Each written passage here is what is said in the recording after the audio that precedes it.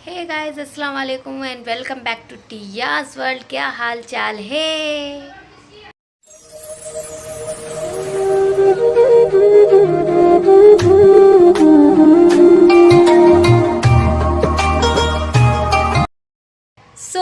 आज मैं फिर आ चुकी हूँ एक छोटा सा व्लॉग लेकर। एक्चुअली आज आशी ट्यूशन पढ़ा रही है और वो बच्चों को चिल्ला रही है, तो थोड़ा सा नॉइस हो सकता है।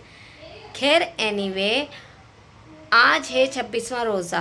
यार कितनी जल्दी रोज़े जा रहे हैं ना, मतलब इतनी तेज़ी के साथ रोज़े जा रहे हैं, मुझे पता ही नहीं चला कब 26 रोज़े हो गए अल्हम्दुलिल्लाह।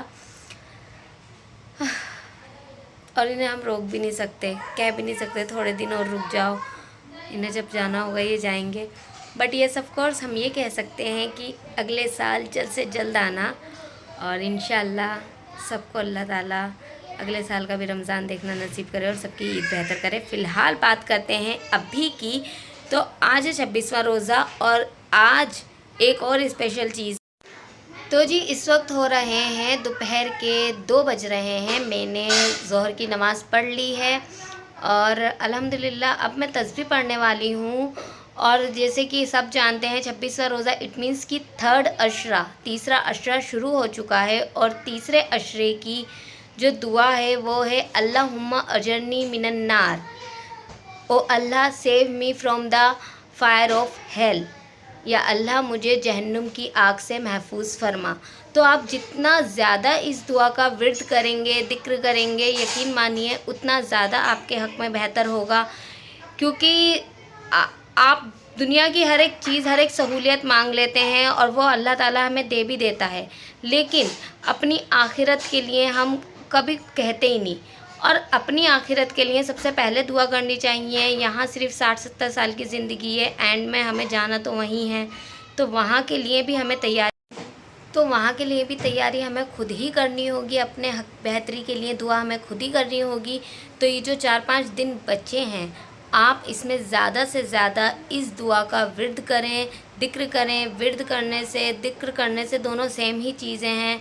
करने से आपकी नज़र और नीयत साफ़ रहती है, आपके हक़ में बेहतरी होती है, आखिरत के लिए अच्छे आमाल बनते हैं, एंड ऑफ कोर्स दिल को सुकून मिलता है और दुआओं को कुन मिलता है। तो आप भी विर्द करें अल्लाहुम्मा अजरनी मिनन नार का। एंड खैर एनीवे, अब दूसरी चीज़ मैं आपको बताती हूँ। पहले मैं तस्बीह पढ़ लेती हूँ और फिर उसके बाद मैं बताती हूँ कि आज मैं वीडियो क्यों बना रही हूँ और आज ऐसा क्या स्पेशल है जिसकी वजह से मैं ना सिर्फ वीडियो बना रही हूँ बल्कि कुछ स्पेशल भी बनाने वाली हूँ। कुछ स्पेशल अच्छा सा वाला। तो मैं आपके साथ तस्बीह पढ़ने के बाद शेयर करती हूँ कि आज क्या है स्पेशल।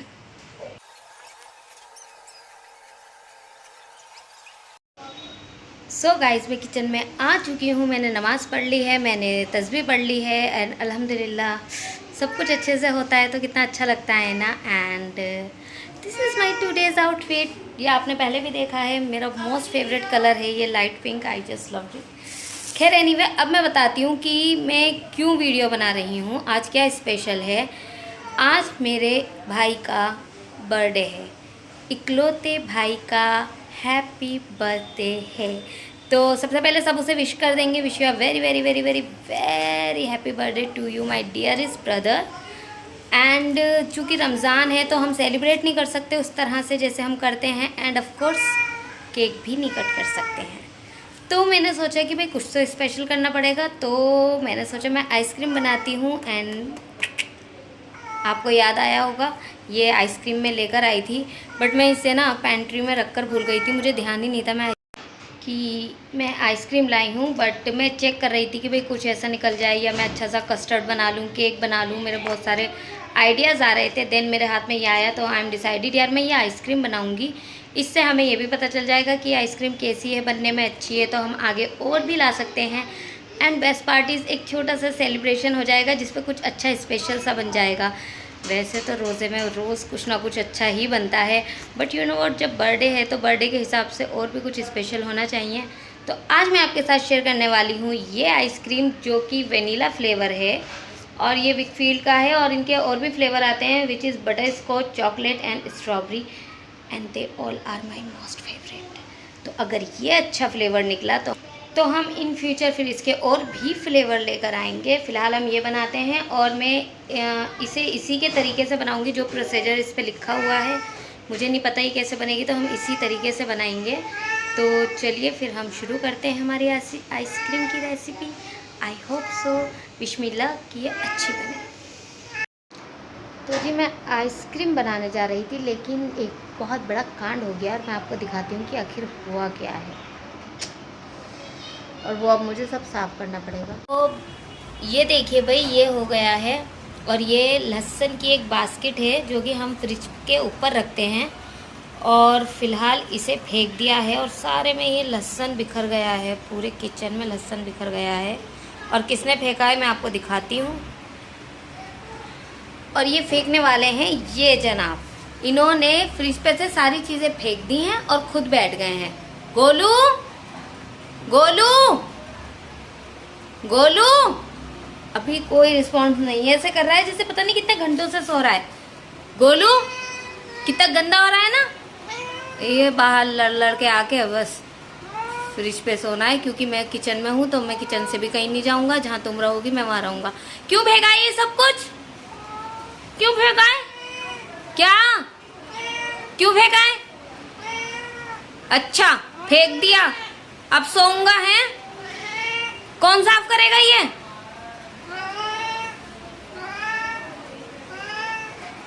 उतरो यहाँ से, नीचे उतरो। गोलू नीचे उतरो। सो गया हैं? बदतमीज गंदा सा। सब कहेंगे कितने गंदे बच्चे को फ्रिज पे बिठा रखा है। गंदा नहीं है वैसे, गोलू गंदा नहीं है। एक्चुअली उसका कलर ज़्यादा वाइट है, उसका जो पैटर्न है ना वो ज़्यादा पैटर्न वाइट है। तो मैं उसे हर 15 दिन में नहलाती हूँ, लेकिन उसके बाद भी वो थोड़ा डस्टी सा और मेला मेला सा हो जाता है। अब ज़्यादा भी नहीं नहला सकती हूँ क्योंकि जानवर है, फेदर उसका जल्दी से सूखता नहीं है। काफ़ी फेदर है उस पर जो सूखता नहीं है, और जितनी देर तक वो गीला रहता है उतना ज़्यादा, जितना वो वेट रहता है उतना ज़्यादा उसके बीमार होने के चांसेस रहते हैं। तो और हाँ, उसका जो फेस है उसका पैटर्न ज़्यादा काला है, मतलब इसका पैटर्न अजीब सा है। बॉडी का पैटर्न वाइट है और फेस का ब्लैक है, तो इसलिए शायद आपको लगेगा कि थोड़ा गंदा सा है। वो गंदा सा नहीं है, उसका पैटर्न ही ऐसा है।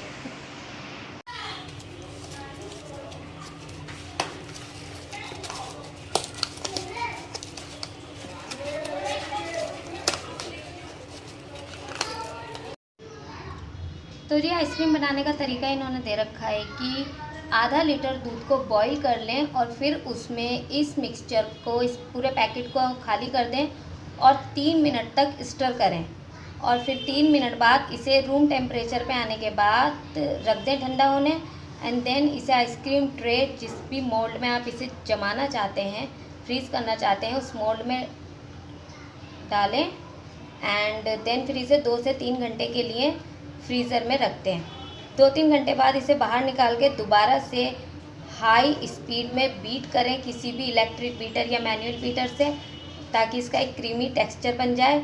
और फिर दोबारा से इसे 3 से 4 घंटे के लिए फ्रीज़र में रख दें जमने के लिए, और फिर आपकी आइसक्रीम तैयार है। तो ये एक रेडी टू मिक्स है, इसमें शुगर ऐड नहीं करनी है, बट मैं सोचूं मैं इसमें से थोड़े ड्राई फ्रूट ऐड कर दूँगी।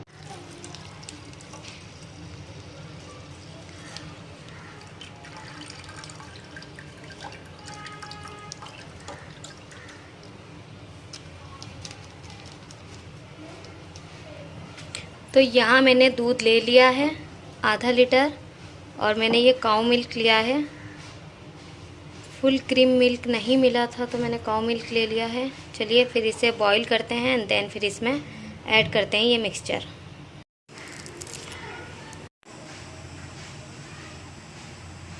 खुशबू तो अच्छी आ रही है, वनीला की ही आ रही है। यहाँ मेरा मिल्क भी बॉईल हो रहा है, और जब भी आप मिल्क बॉईल करें वैसे भी उसे स्टर करते रहें, इससे भी मिल्क का टेक्सचर अच्छा होता है बॉईल होते वक्त, क्योंकि जो भी मलाई आ रही होती है ना वो उसमें मिक्स होती रहती है। तो अभी हमारा बॉईल होने वाला है मिल्क। मेरा मिल्क बॉईल हो चुका है और अब मैं इसमें ये मिलाने वाली हूँ। तो मैं ये दिखाती हूँ आपको, ये इस तरह का पाउडर है।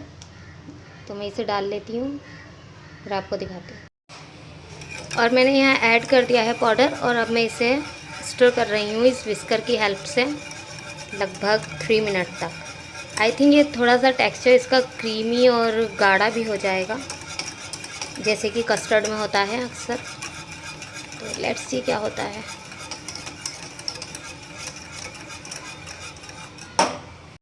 तो गाइस मैंने उसे स्टर भी कर लिया है, सब कुछ कर लिया है। वो गाढ़ा नहीं हुआ इतना जितना कि कस्टर्ड होता है, बट ये सब कोर्स कुछ ना कुछ तो बनेगा।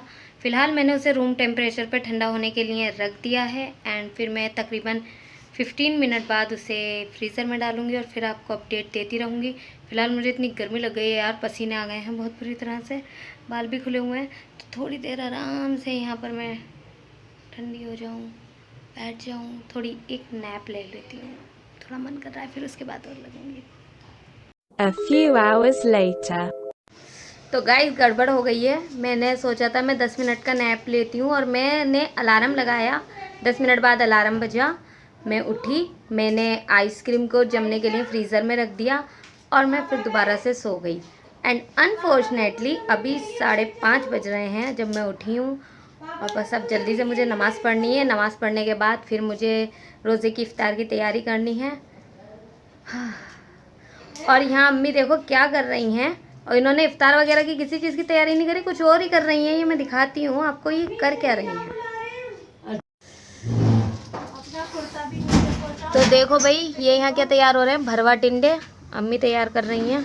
ये इसका टिंडों का पल्प है, यहाँ टिंडे हैं, आंबी भी पकाएंगी और ये भरवा मिर्चें भी बनाएंगी। अब ये इतनी सारी प्याज भी काटेंगी। चलो जी। अम्मी तुम्हें आदत हो गई है ना ये सब चीज़ें बनाने की, कभी अचार, कभी भरवा टिंडे, कभी करेले। तो मम्मी वो क्यों नहीं खोल लेती कैटरिंग। तो गाइस मेरी नमाज़ भी हो गई है और अब मैं वो जो आइसक्रीम मैंने ठंडी होने जमने रखी थी, एक्चुअली फ्रीज़ होने रखी थी, तो उसे बीट करूँगी दोबारा से। एंड बीट करने के बाद मैं उसे आइसक्रीम मोल्ड में शिफ्ट करूँगी और फिर उसे फाइनली फ्रीज़ करेंगे। तो चलिए वो आइसक्रीम निकाल लेते हैं और देखते हैं उसका क्या हाल है और उसे बीट करते हैं, क्योंकि वो ऑलमोस्ट 2-2.5 घंटे से फ्रीज़र में है। और मैंने ना ये ही पॉट ही रख दिया था पूरा, ताकि मैं इजीली बीट कर सकूं आइसक्रीम को। और ये काफ़ी हद तक जम गई है, लेकिन बहुत हद तक नहीं भी जमी है। तो अब हम इसे बीट करते हैं। तो मेरे पास इलेक्ट्रिक बीटर तो है नहीं, मैं इस विस्कर से इसे बीट करूँगी। ये देखिए इसकी कंसिस्टेंसी, 2 घंटे में ये इतना जमी है। तो आइसक्रीम अच्छे से बीट हो चुकी है and look at this consistency. इसका टेक्सचर काफ़ी क्रीमी हो चुका है। सो अब मैं इसे इस डब्बे में करने वाली हूँ। ये आइसक्रीम का ही डब्बा है, तो इसमें मैं इसे ट्रांसफ़र करूँगी एंड देन फिर हम इसे फ्रीज़ करेंगे। और अब हम इसमें ये थोड़े से ड्राई फ्रूट हैं, इन्हें भी इसी स्टेज पे इनमें स्प्रिंकल कर दूँगी।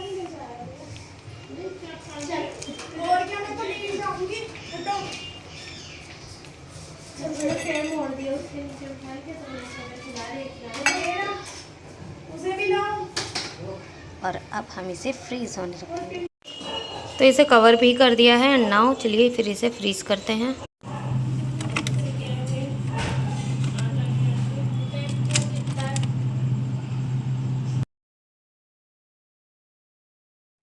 तो फिर मैंने जल्दी जल्दी इफ्तार की तैयारी कर ली और मैं पकौड़ियाँ बना रही हूँ अब।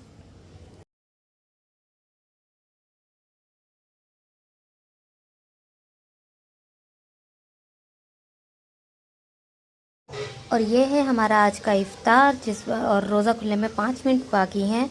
हसीन और पापा वज़ू कर रहे हैं, तो चलिए फिर दुआ करते हैं और रोज़ा इफ्तार करते हैं। तो हमारा रोज़ा भी हो गया, इफ्तार भी हो गया। थोड़ा जल्दी जल्दी करना पड़ा क्योंकि थोड़ी देर हो गई थी। आइसक्रीम जम रही है। मुझे लग रहा है अभी आइसक्रीम ईशा तक ही जम पाएगी, और वैसे भी हम ईशा के बाद ही थोड़ा बहुत जो डिनर करते हैं करेंगे, तो हम डिनर में ही आइसक्रीम खाएंगे। ये देखो भाई, यहाँ पर ये भरवा टिंडे बनाए जा रहे हैं, जो कि अब स्टफ़ किए जा रहे हैं, और बड़ी मेहनत से बनते हैं यार ये, इसलिए मैं बनाती भी नहीं हूँ, अम्मी बनाती हैं। और ये अम्मी की वर्ल्ड फेमस रेसिपी है, बहुत ज़्यादा लोगों को पसंद है, फरमाइश पे बनते हैं। और ये 2 किलो टिंडे बनाए जा रहे हैं, जो कि बाद में कई जगह पहुंचाए जाएंगे। और साथ में ये चिलीज़ भी स्टफ़ की जाएंगी।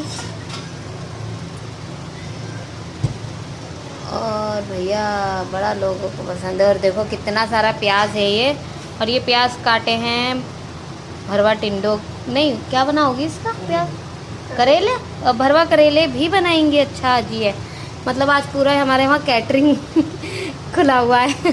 किसी को चाहिए तो बता देना, ले लो। हमारी अम्मी बहुत दिल वाली है।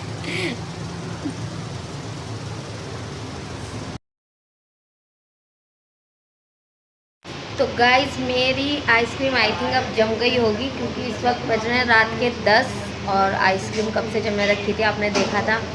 और हमने डिनर भी कर लिया है, तो अब हम आइसक्रीम निकालते हैं और देखते हैं वो कैसी जमी है, अच्छी जमी है या नहीं, ट्राई कर लेते हैं। और मैंने नाइट सूट भी पहन लिया है, कैसी लग रही हूँ मैं, गंदी सी। तो आइसक्रीम निकाल लेते हैं। मैंने बीच में कई बार चेक करी, और देखो नीचे तो इस पर काफ़ी बर्फ़ जम रहा है, आई एम श्योर ये जम गई होगी। ओपन कर, just look at this ice cream, look wise अच्छी लग रही है। स्पून से ही कट कर। Happy birthday to you. ओ अच्छी फ्रीज हुई है यार, ये अच्छी हुई है। चलो हसीन एक बाइट लेगा।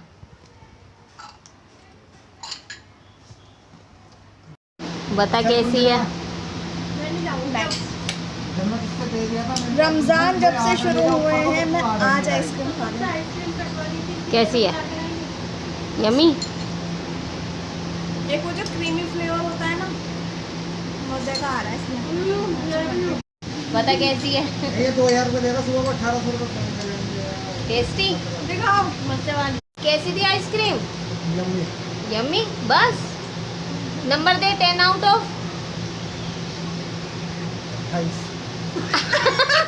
28 का क्या मीन है भाई। 10 में से 8, 10, 9। 28 दांतों से चबाइए ना। ओके, तो गाइस ये रही मेरी आइसक्रीम, जो कि बहुत अच्छी बनी है, सबको बहुत पसंद आई। और इसी के साथ मैं इस व्लॉग का एंड करती हूँ और आइसक्रीम को एंजॉय करती हूँ। Stay tuned with Tia's world. Till then, अल्लाह हाफिज, and of course stay positive.